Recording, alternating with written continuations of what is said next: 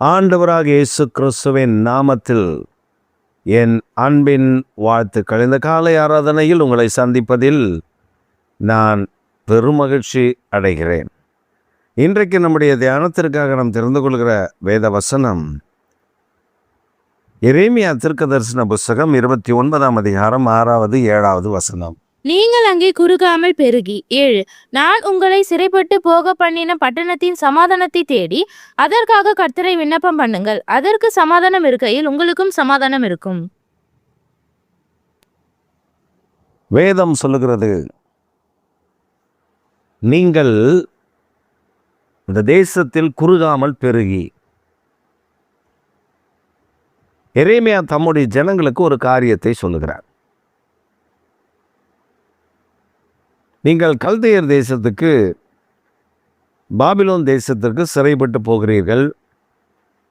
அங்கே வீடுகளை கட்டி திராட்சை தோட்டங்களை நாட்டு அதில் குடியிருங்கள். உங்கள் பெண்களுக்கு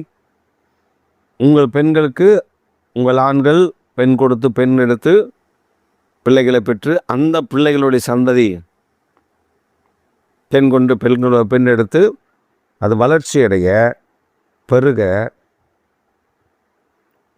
நீங்கள் பிரயாசப்படுங்கள்.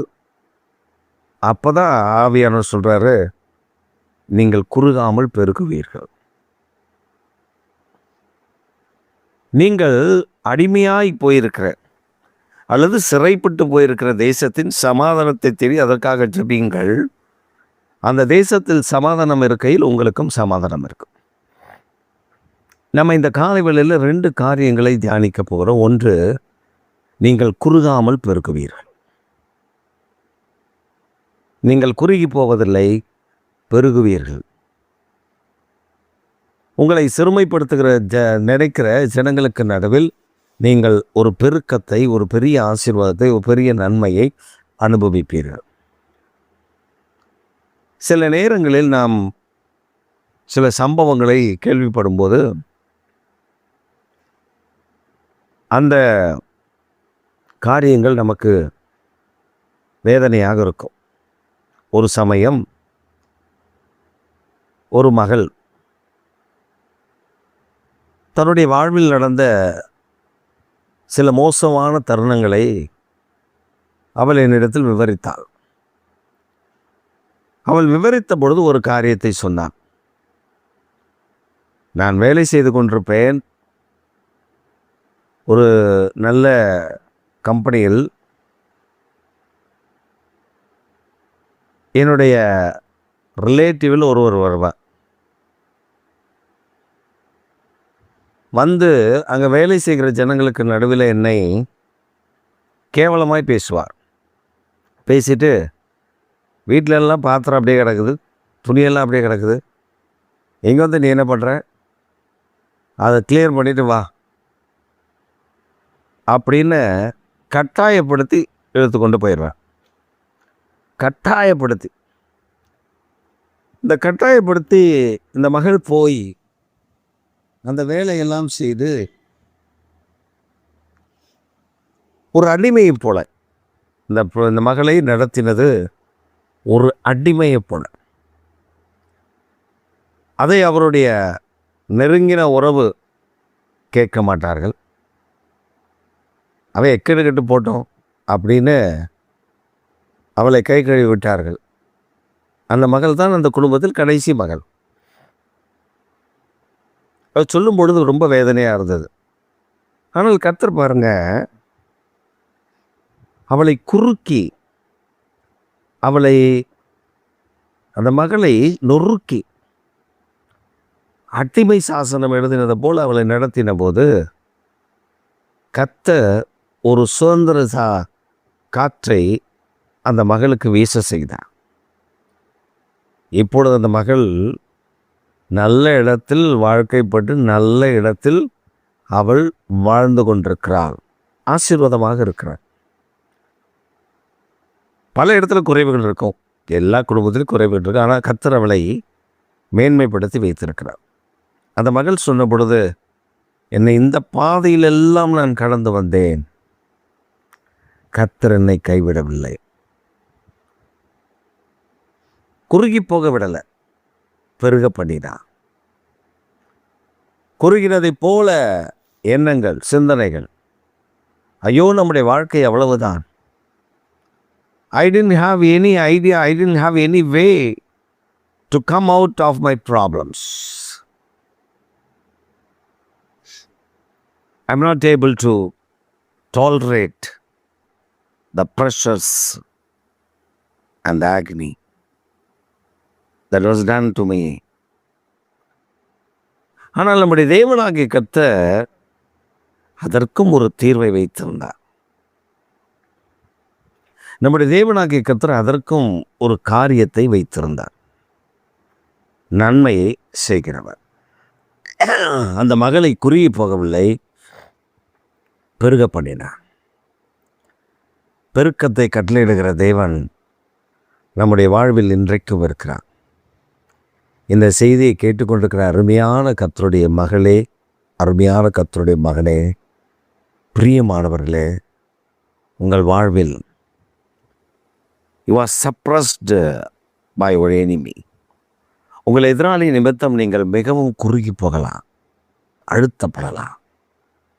ஆனால் ஒன்றை புரிந்து கொள்ளுங்கள், உங்கள் தேவனாகிய கர்த்தர் உயிரோடு கூட இருக்கிறார். அவர் உங்களை குறுக அல்ல, பெருகுவதற்காக உங்கள் மேல் நோக்கமாயிருக்கிறார். உங்கள் மேல் நோக்கமாயிருக்கிறார். பிசாசு நம்மளை சிறுமைப்படுத்த தேவன் உனக்கு என்ன செய்தா பார், எல்லாவற்றையும் இழந்து நிற்கிறாய் என்று நம்மை குற்றப்படுத்த அவன் நினைப்பான். ஒரு சமயம் நான் இதை சொல்லியிருக்கிறேன், ஏற்கனவே ஒரு செய்தியில் நான் பேசியிருக்கிறேன். அதில் ஒரு காரியத்தை நான் ஞாபகப்படுத்த விரும்புகிறேன்.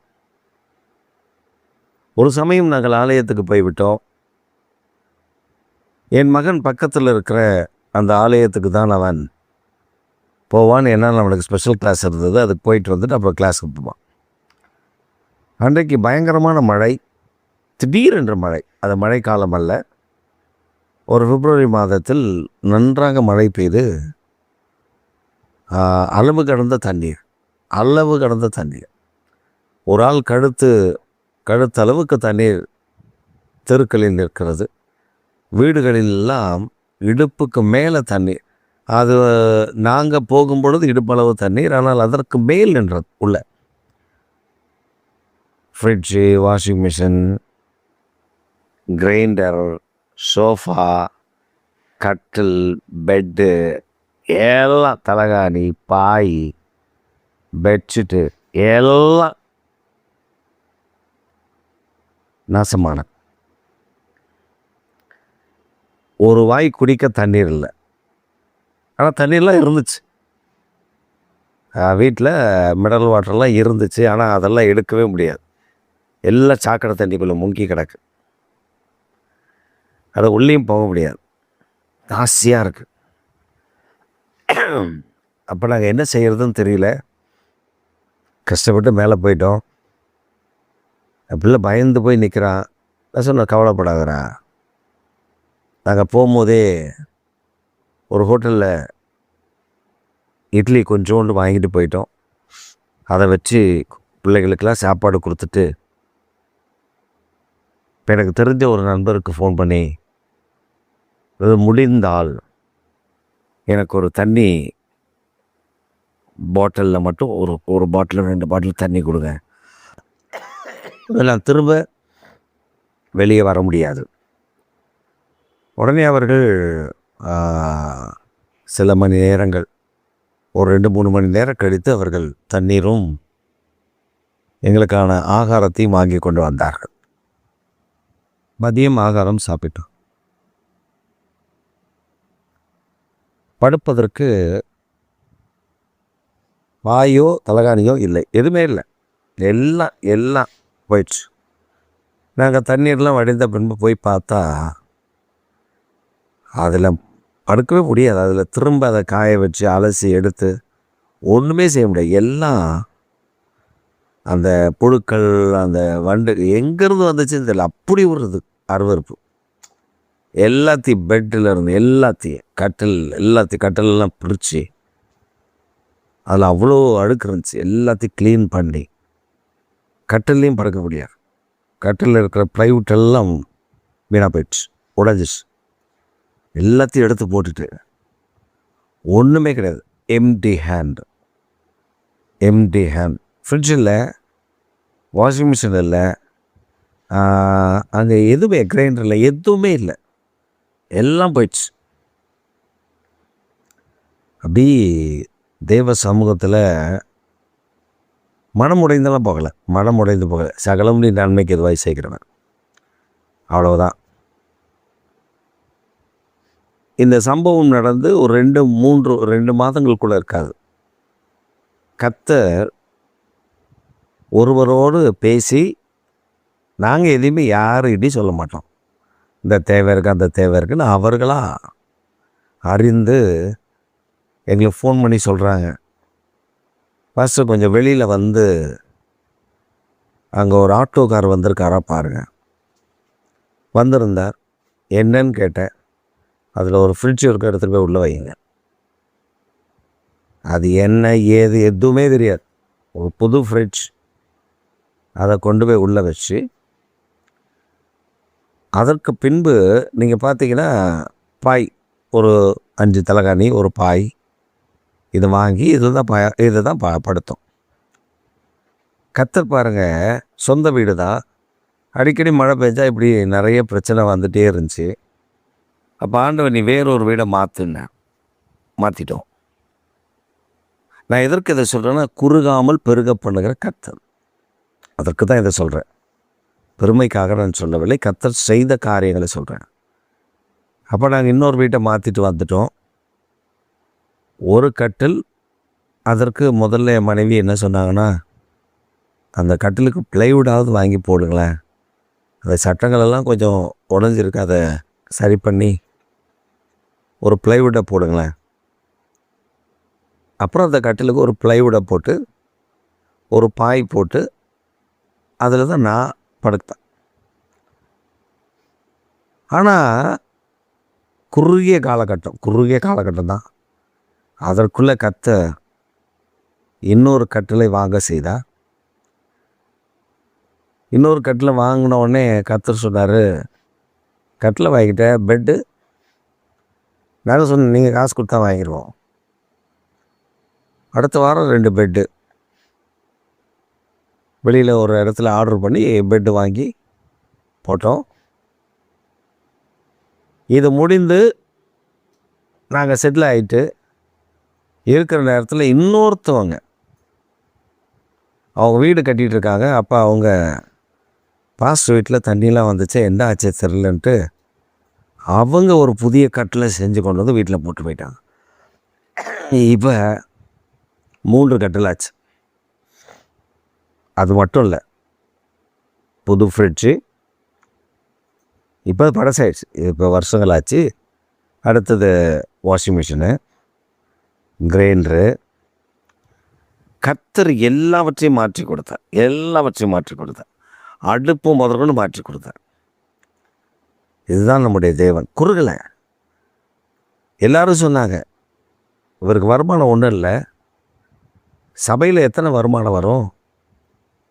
சபையில் ஒரு மாதத்துக்கே தேடி பார்த்தா 2000 ரூபா வருமானம் வந்துருச்சுன்னா அது பெரிய விஷயம், பெரிய விஷயம். இவர் எப்படி வாடகை தருவார்? இத்தனை 1000 ரூபா போட்டு வாடகைக்கு போயிருக்காரு, பாரு என்ன ஆக போகுது பாரு அப்படின்னு பேசின கண்களுக்கு முன்பாக குறுகி போகலை, நிமிர செய்திருக்கிறார், பெருக பண்ணியிருக்கிறார், வாடகை கொடுக்க பலத்தை கரத்தை திடப்படுத்தி இருக்கிறார். இதான் உண்மை. நம்முடைய வாழ்வில் வருகிற நெருக்கடிகள் நம்மை குறுகுவதற்கல்ல, பெருகுவதற்கு. நம்ம நினைக்கிறோம், ஐயோ நம்ம குறுகி போயிட்டோம். நீ குறுகுவதில்லை, உன்னை பெருகுவதற்காக இதை கர்த்தர் அனுமதிக்கிறார். பெருக்கத்தை தருவதற்குத்தான் ஆண்டவர் சில காரியங்களை அனுமதிப்பார். அந்த அனுமதிக்கிற காலகட்டம் இருக்குல்ல, அது கொஞ்சம் வலியாக இருக்கும். It's very painful. ஆனால் அந்த வலியை விட அது நம்முடைய விசுவாசத்தை அசைத்து பார்க்கும். என்னுடைய மனைவி அதில் ரொம்ப சோர்ந்து போனான். ஆனால் கர்த்தர் செய்த காரியங்களை பார்த்து மகிழ்ச்சி ஆயிட்டான். இதுதான் கர்த்தர். நம்முடைய தேவன் நம்மை குறுகுவதற்கல்ல, அடிமையை ஆக்குறது, அடிமை சாசனத்துக்கு நம்ம ஒப்புக் கொடுக்கல. நம்மை சுயாதீனராய் அடிமையாக இருந்த நம்மை அப்பா பிதாவை என கூப்பிடத்தக்க புத்திர சுவிகாரத்தை நமக்கு தந்து குறுகுவதற்கல்ல, பெருகுவதற்கு. இந்த காலை வேளையில் நீங்கள் பெருகுவதற்காக அழைக்கப்பட்டீர்கள். உங்களுக்கு பெருக்கத்தை தருவதற்காக கர்த்தர் அழைத்தார். ஒரு வீட்டில் அவங்க ஒரு தோட்டம், அந்த தோட்டத்தில் ஒரு 3 ஆட்டுக்குட்டி ஆடு, ஒரு 3 ஆடு, ஒரு கெடா. அந்த ஆடு எப்பெல்லாம் ப்ரெக்னென்ட் ஆகுதோ வயிற்றில் குழந்தை, அந்த ஆட்டுக்குட்டி செத்து தான் பறக்கும். அந்த வீட்டில் 2 தடவை அப்படி நடந்துச்சு. அந்த அந்த அந்த தோட்டத்துக்குரியவர் அவர் என்ன பண்ணிட்டாரு, என்ன ஆண்டவரே, இந்த வாயிலா ஜீவனுக்கு இப்படி ஒரு வருது, இது ஆசீர்வாதம் இல்லையே அப்படின்ட்டு அதுக்காக ஜெபம் பண்ண ஆரம்பித்தார். ஜெபிச்சுட்டு விட்டுட்டார். அப்புறம் பார்த்தீங்கன்னா அந்த 3 கர்ப்பமாச்சு. 3 கர்ப்பமாகி 3 குட்டி போட்டிருக்கு.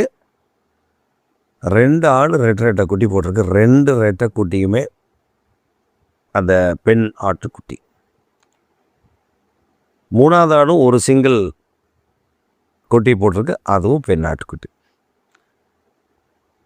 நாங்கள் அந்த தோட்டத்துக்கு போயிருந்தப்போ பார்த்தோம். அவ்வளோ சந்தோஷம் அவருக்கு. இதை ஒரு பையன் இதை பார்க்க சொன்னேன், அவன் எட்டி உதச்சிருவான்னு நினைக்கிறேன், வயிற்றில் குழந்தை செத்துரும். ஆனால் இப்போ பாருங்கள், 5 குட்டி பண்ண பெருசாகிடுச்சு. பெருக்கம் குறுகி போக கூப்பிடலை, பெருக்கத்திற்கான ஒரு அழைத்திருக்கிறார். குறுகி போகிறதுக்கான அவர் நம்மை குறுகி போவதற்காக சிலுவையில் ரத்தம் சிந்தவில்லை. நாம் குறுகி போக வேண்டும் என்பதற்காக அவர் மரிக்கவில்லை.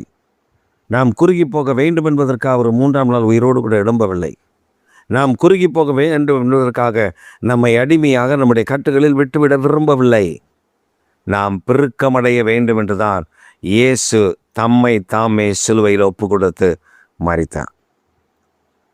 உங்கள் பிரச்சனையை மட்டும் நீங்கள் அப்படியே உற்று பார்க்குறீங்கள, இப்போ அந்த பிரச்சனையை பார்க்காதீங்க, அதற்கு பின்பு ஆண்டவர் செய்கிற கிரியைகளை மட்டும் பாருங்கள். அந்த பிரச்சனைகளுக்கு பின்பு உங்களுக்காக கர்த்தர் வைத்திருக்கிற நன்மையை கவனித்து பாருங்கள். அப்படி நம்ம பார்க்க ஆரம்பிச்சிட்டோன்னா குறுக மாட்டோம், பெருகுவோம். யாக்கோபு அதை தானே செய்தா? யாக்கோபு என்ன செய்தா? ஆடுகள் குட்டி போடும்போது ஆண்டவர்கிட்ட போய் ஜெபம் பண்ணுறார். ஆண்டவரே, இந்த வரி போட்ட குட்டிகளாக போடணுமே, என்ன பண்ண? இதை பண்ணுப்பா. புள்ளி போட்ட குட்டி இதை பண்ணு, கலர் நிறம் இதை பண்ணு. அப்போ அந்த ஆடுகள் பாதி நிறம் அது இதை பண்ணு. அப்போ 10 முறை லாபான் சம்பளத்தை மாற்றுறார். 10 முறையும் கர்த்தர் ஐடியாவை மாற்றி கொடுத்துட்டே இருக்கார். அவனை குறுக விடலை. லாபான் பார்க்குறான், பலமுள்ளதெல்லாம் யாக்கோபுக்கு, பலவீனமானதெல்லாம் லாபானுக்கு. அவன் பசங்க சொல்கிறாங்க, ஏய், நீ பலமுள்ளதை நீ எடுத்துட்ட மச்சான், பலமுள்ளதை நீ எடுத்துட்ட, பலவீனமானதெல்லாம் எங்ககிட்ட தள்ளிட்ட, என்னடா இது அப்படின்னா, உங்கள் அப்பா சொன்ன சம்பளம் தான் எனக்கு. 10 முறை மாற்றினாருப்பா. 10 முறை அவர் என்ன சம்பளம் சொல்கிறார் அதுதான் கர்த்தர் எனக்கு தந்தார். அப்போ என்ன அர்த்தம்? குறுகி போகவில்லை, பெருக பண்ணுகிறான். ஈசாக்கு அந்நிய தேசத்தில் விதைக்கிறான். எல்லாரும் விதைச்சா 30, 60, 100 இப்படி தான் பலன் கொடுக்கும். ஆனால் ஈசாக்கு விதைச்சப்போ மட்டும் வேதம் சொல்லுது 100 மடங்கு. அவன் அபிமேலேக்கு பயந்துட்டான். என்னடா இது, ஒரே ஷாட்டில் ஒரு மூட்டை விதைச்சிருந்தா 100 மூட்டை, 100 மூட்டை விதைச்சிருந்தா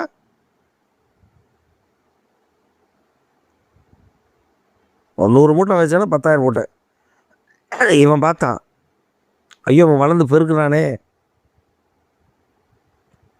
அவனை துரத்தி விடு வனாந்திரத்துக்கு. அங்கே வந்து தப்பு கூட தண்ணிக்கு பிரச்சனை பண்ணுறானுங்க. இவன் முறுமுறுக்கவே இல்லை, ஜெபிக்கிறான் ஜெபிக்கிறான் ஜெபிக்கிறான். தண்ணி கண்ட போது குவாரல் அங்கே இல்லை. அப்பொழுது இவன் சொல்கிறான், கர்த்தர் என்னை பழுகவும் பெருகவும் செய்கிறார், ரெகபோத் அப்படின்னு பெயரை விடுறான். இந்த காலை வேளையில் உங்களை குறுகி போவதற்காக அழைக்கவில்லை. எல்லாம் ஞாபகம் வச்சுக்கோங்க. உங்களை துரத்துறாங்களா, உங்களை பகைக்கிறாங்களா, உங்களுடைய ஆசீர்வாதங்களுக்கு வந்து குவாரல் பண்ணுறாங்களா, பிரச்சனை பண்ணுறாங்களா, அதை அபகரிக்கணும்னு நினைக்கிறாங்களா, ஒன்றும் கவலைப்படாதீங்க. கர்த்தரை துதித்து கொண்டு கர்த்தரிடத்தில் ஜெபம் பண்ணி கொண்டுருங்க. கர்த்தர் உங்களை பெருக்கத்திற்கான வழியில், பெருக்கத்திற்கான நிலையில் கொண்டு வந்து விடுவார். அது பெருகும். அது பெருகும் பொழுது எப்படி தெரியுமா இருக்கும்? நீங்கள் உங்கள் நிமித்தம் அந்த தேசத்துக்கே சமாதானம் இருக்கும். நீங்கள் பெருகும் பொழுது அந்த தேசத்துக்கே மகிழ்ச்சி இருக்கும். நீங்கள் இருக்கிற தேசம் சமாதானத்தை அனுபவிக்கும். யார் நிமித்தம்? உங்கள் நிமித்தம். நீங்கள் குறுகி போவதில்லை. இந்த காலவேளையில் ஒன்றை புரிந்து கொள்ளுங்கள், நீங்கள் குறுகி போகாதபடி பெருக்கம் அடைவதற்கு கர்த்தர் உங்களை அழைத்திருக்கிறார். சோர்ந்து போகாதிருங்கள். ஜெபிப்போமா? என்னால் ஆண்டவரே விசுவாசித்த தயவு கிருபை பிரசன்னத்துக்காக நன்றி சொல்லுகிறோம். இந்த செய்தியை கேட்கிற அருமையான பிள்ளைகள் குறுகி போகாமல் பெருக, எந்த இடத்துல அவர்கள் குறுகினார்களோ, எந்த இடத்துல அவர்களை குறுக்கப்பட்டார்களோ, எந்த இடத்துல அவர் நெருக்கத்தை அனுபவித்தார்களோ, எந்த இடத்துல அவர்களை ஜனங்கள் அவமதித்தார்கள், அதே இடத்துல கர்த்தர் பெருக பண்ணி உங்கள் நாமத்தை உயர்த்துங்க. அடிக்கடி என் வாழ்க்கையில் இது நடந்துச்சு, இதுலேருந்து உனக்கு ஒரு ஆசீர்வாதம் இல்லை என்று புலம்பிக் கொண்டிருக்கிற ஜனங்களுக்கு கர்த்தர் ஒரு அதிசயத்தை இந்த காலை வேளையில் செய்து உங்கள் நாமத்தை உயர்த்துங்க. இந்த நாள் அவர்களுக்கு அற்புதமும் ஆச்சரியமான நாளாக காணப்பட இருக்கிறோம். இயேசுவின் நாமத்தில் ஜெபிக்கிறோம் ஜீவனுள்ள நல்ல பிதாவே, ஆமே ஆமே. என் ஆத்துமாவே கர்த்தரை ஸ்தோத்திரி, என் முழு உள்ளமே பரிசுத்தமுள்ள நாமத்தை ஸ்தோத்திரி. என் ஆத்துமாவே கர்த்தரை ஸ்தோத்திரி, கர்த்தர் செய்த சகல உபகாரங்களை மறவாது. ஆமே ஆமே.